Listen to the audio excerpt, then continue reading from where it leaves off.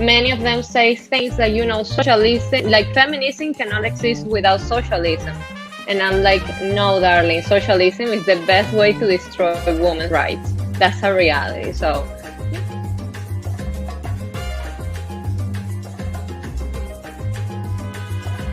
well, I'm from the countryside in Venezuela, the Guarico state, like a place that no one really remembers in Venezuela usually.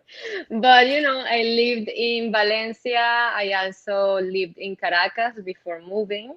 And the reason why I left is, well, the reason why many Venezuelans have left. Like life became unbearable. There was a point where, doing lines to buy food only on certain days, that is when the government like allowed you to buy food, it could consume hours of your life. And unfortunately, my salary as a corporate lawyer back then was like $30 per month. You cannot Wow. make exactly like you cannot make any progress in your life under this system. And it was unfortunate.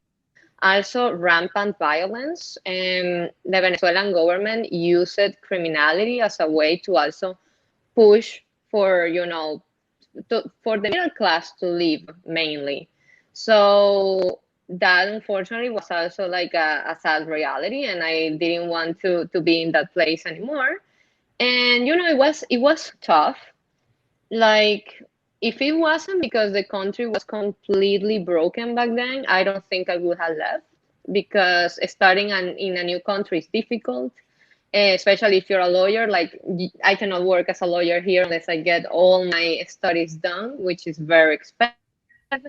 And it is very tough, but I think it was the right decision to make, especially because, as like many Venezuelans do, my sister and I were the ones supporting my parents back home. If it wasn't because of us, they would be having a harder time. And it is what it is. That is very true. It is hard to leave one's country and find a new country.